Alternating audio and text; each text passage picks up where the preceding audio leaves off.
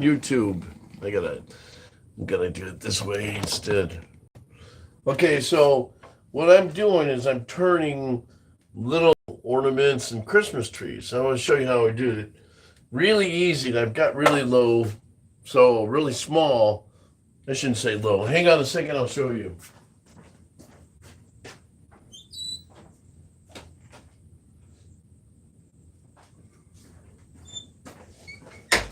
Now, I have been making these things, and they look bigger on camera, but they are pretty small. Yeah, I got the other one. Okay, so some of these I've been making they're less than an inch. I think this one was one of them. I made it a little bit fatter. I love making these things. Anyway, yeah, here's one. I think this is the last one I did. Yeah, that's like what did I say? That was 5/8. That's 5/8 of an inch. That's 5/8 of an inch tall, and I think it's like a quarter inch around. Yeah. Anyway, and then the rest of these are taller. And then I made these little snowmen.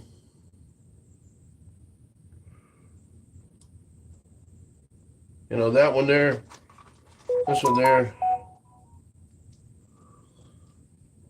It's kind of hard to see. These two. It's fun to make. Now I'm going to make some ornaments. Now, you've seen my ornaments I've posted. And I love making ornaments. All right. But I have a problem with the way I make my ornaments sometimes. A lot of people say I do great, but I don't know. I'm kind of like a writer's block, except I'm a creator's block. My idea was to take something like this and basically cut it up in pieces and then segment it. But when you're working with small stuff, you got to kind of think bigger. So this is like, how big is this? 3/4 of an inch by 3/4 of an inch. When I turn it, it usually gets down to about 1/2 an inch when it was cylindrical. One of the problems I have is, how do you make something when it's this small where you're not ripping the wood apart? No matter how sharp your tools are, you got to remember you got to have sharp tools, right? Well, I don't know, but today I'm going to show you how I make this. Now, a couple of things I want to tell you how I set this up. One was, this will be the bottom part of it. And then the reason I say this is because when I'm in this side and I have to take it off, then I'm up against a chuck. I don't want to do that.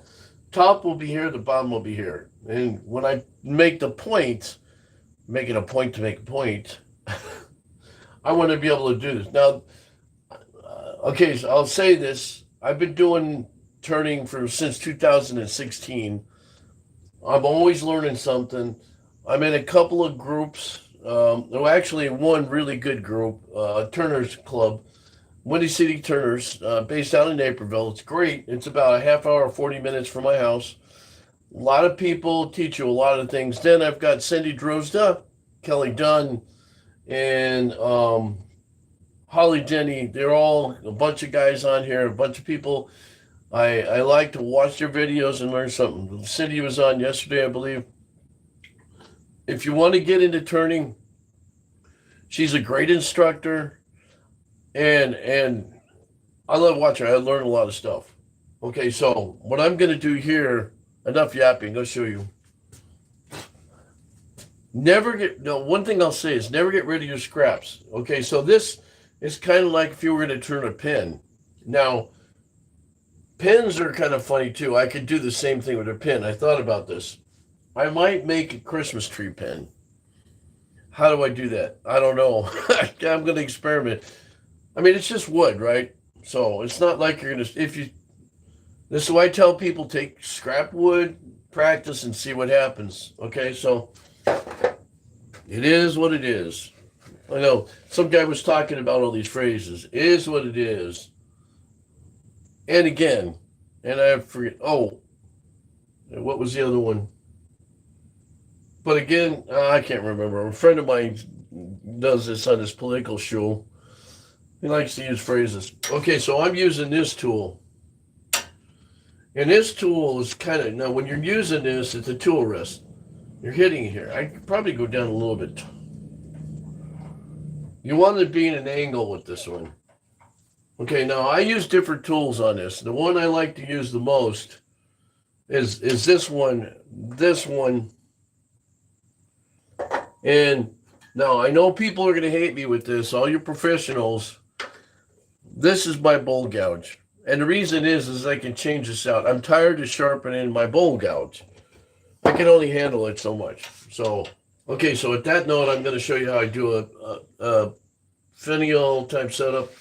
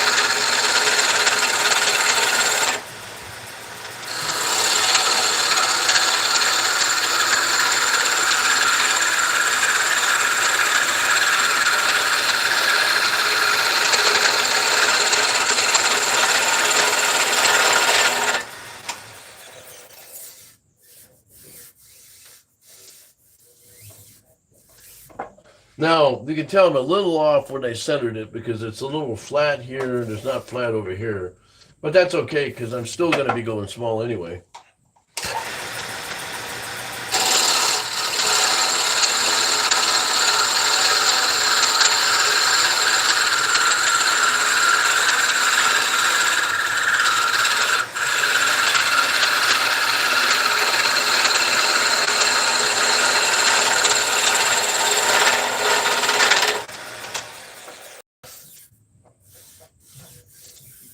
Okay, so that's good.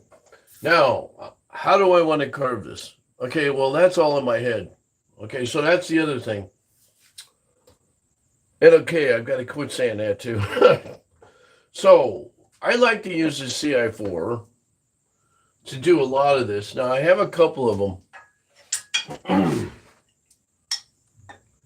This thing here is great when it's sharp, but right now it's dull. And I got to figure out how to sharpen this because it's so small.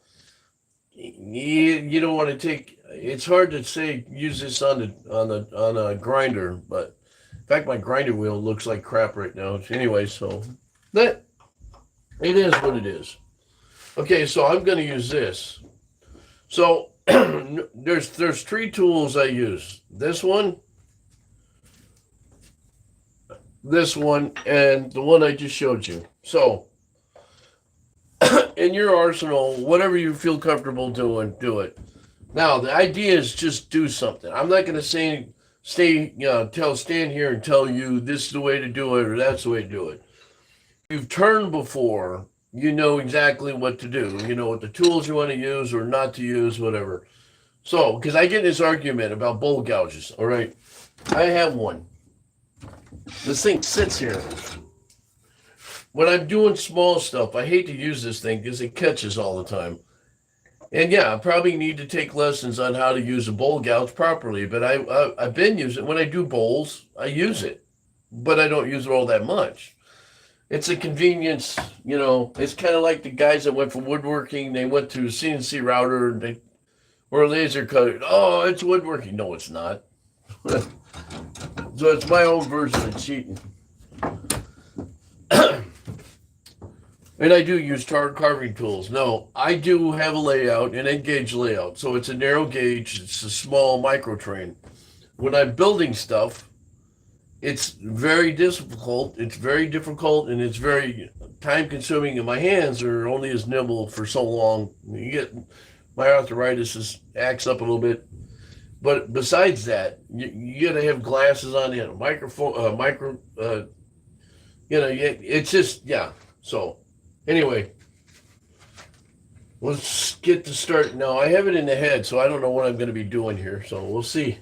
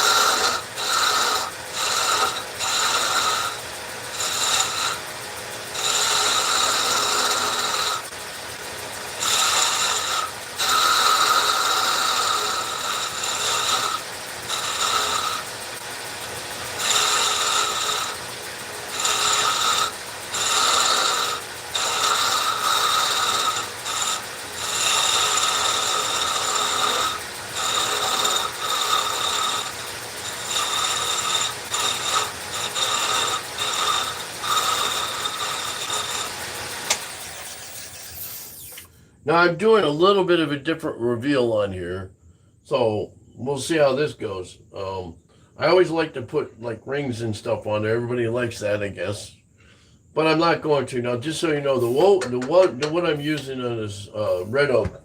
This is the wood that I scavenge a lot of. I have a lot of oak, a lot of red and white oak, and it's wood flooring. It's off of other projects and get regular. I, I can go to what I call it, the junkyard, a wood junkyard, which is a sawmill, and get all kinds of stuff. So it just happens to have this stuff, and I look at it this way: if this one screws up, if something should happen, no big deal. Didn't cost any money, cheap. It's practice. Yet I'd like to make several different kinds of prototypes and copy them. So I make furniture. I've made my own legs. For my furniture, I've made, I could put, I've done I've been into trades for 40 years. So if I can't figure out how to do something by now, I'm never gonna. So anyway.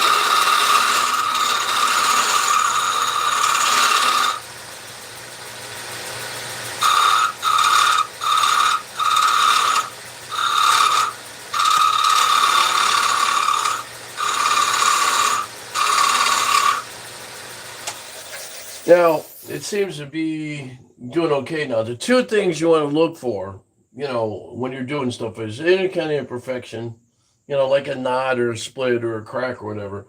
The other thing is burrs. Now, if you know your wood, this is a little raggedy right here, right? So here's the thing. It's easy to chunk out a piece of wood, whether it's hard or soft woods. When you're doing something small, you want the proper RPMs and you want the proper sharp tool. So I try to not put too much pressure on it. I'm basically feeling it out, and it's working pretty good though. Now I like to use certain kinds of wood because it's got some good grain in it. But in this case, when you're making it so small, grain is sort of, and a lot of people like to stain their projects, which is fine. There's all kinds of different finishes and stains for doing stuff like this. It's just up to you what kind of, kind of product you want. So what I'm doing is I'm just slowly tapering it down to about here. I want to get this as sharp as I can as a point. Now, if you notice, I have the chuck here. So if I pull this away, eventually I'm going to pull the whole thing away.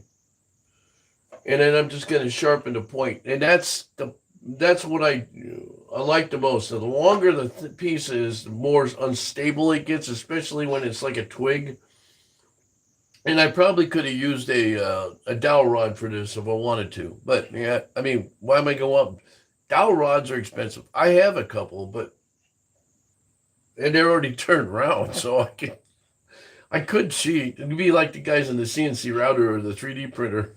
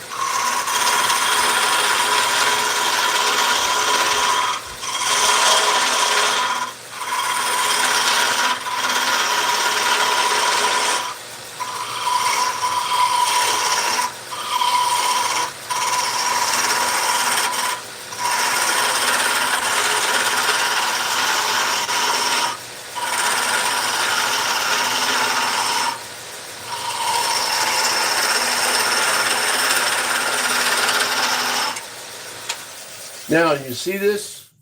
This is about, I think I'm going to cut it off right about here. But here's what you got to do before you do that. Now, when you take and take this off right about here, it's going to be a little bit dicey to try and do any carving. So what you want to do is do the carving before you do this. Take this off. Now, there's people that will pull it off and do it anyway, but here's my point. Or I could just leave this on and just make a little bit of blunt end right here. It's, 50-50. I like to do the carving and sanding before I get to that. Just smooth it out, kind of, and then you can get all the bumps and, the rigid stuff like some of this here. You can't see because it's my camera. I don't have the setup, but anyway, you could actually feather this out a little bit more, make it look a little bit smoother. And so I like to do that before. What I'll do is here, I'm gonna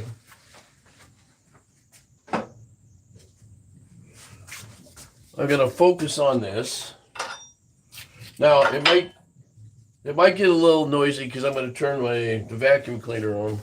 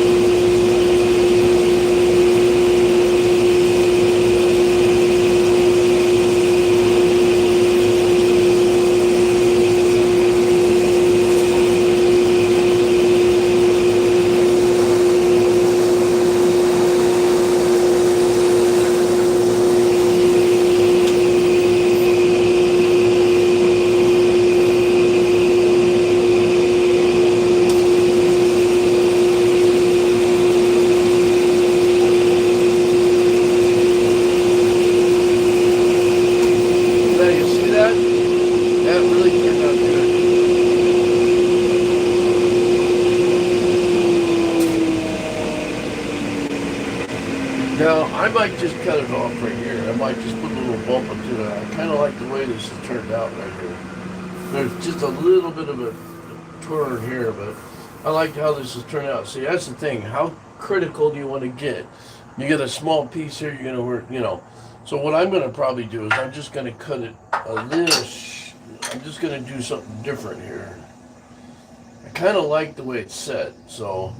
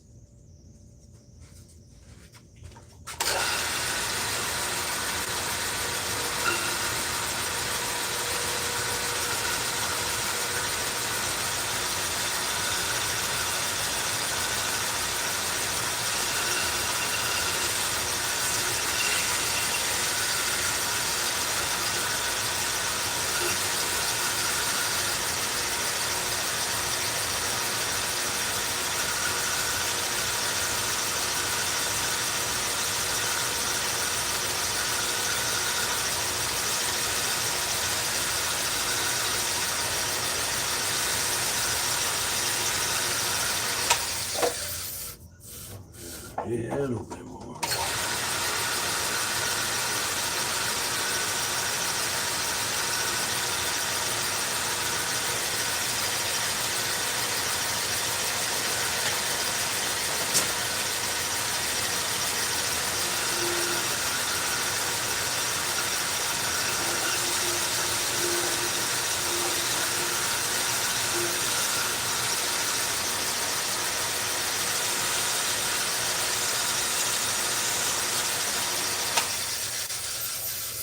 Okay, so there you go. It's a finial.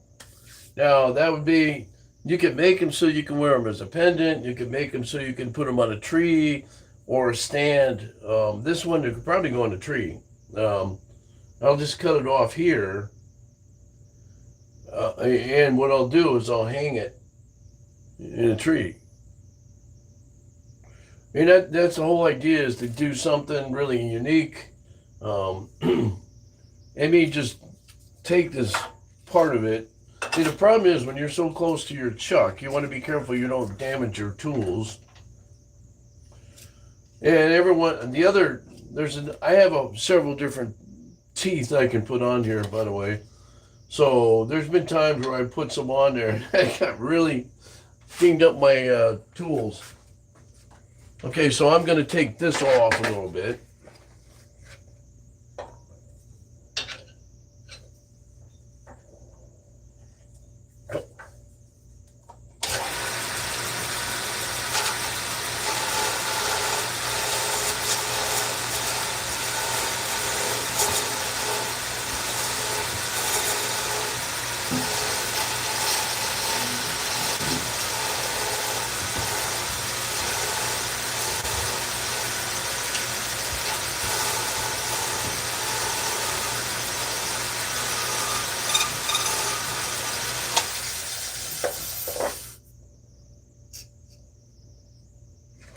Just like that.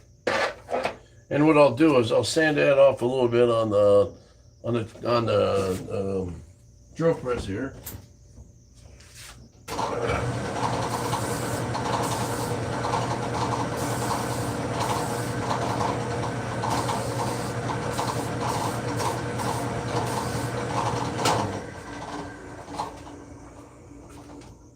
See, now you can put something like this on your Christmas tree. It's light, so it doesn't weigh a lot.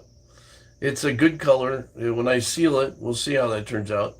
I like the red a little bit more than I do the white oak, because it tends to pop a little bit more.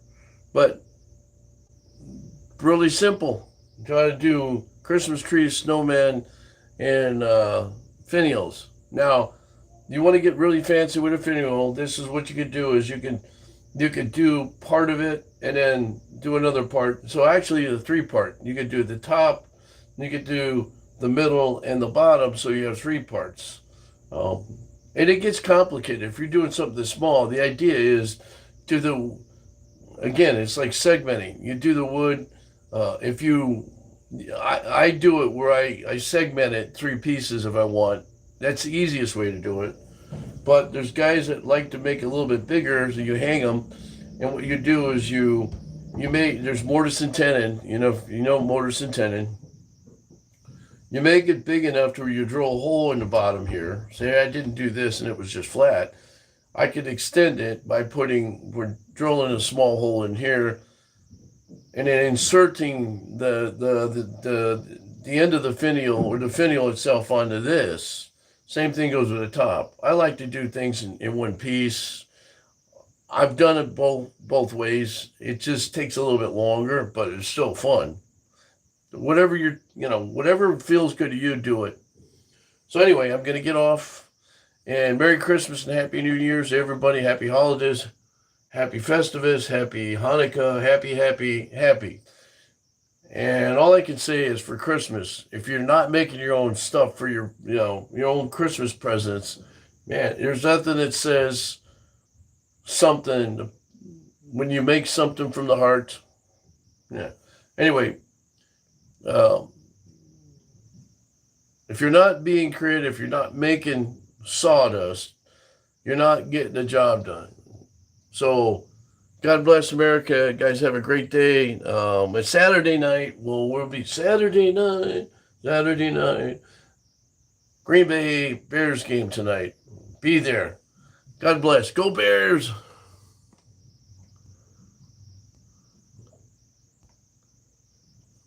Oh, there we go.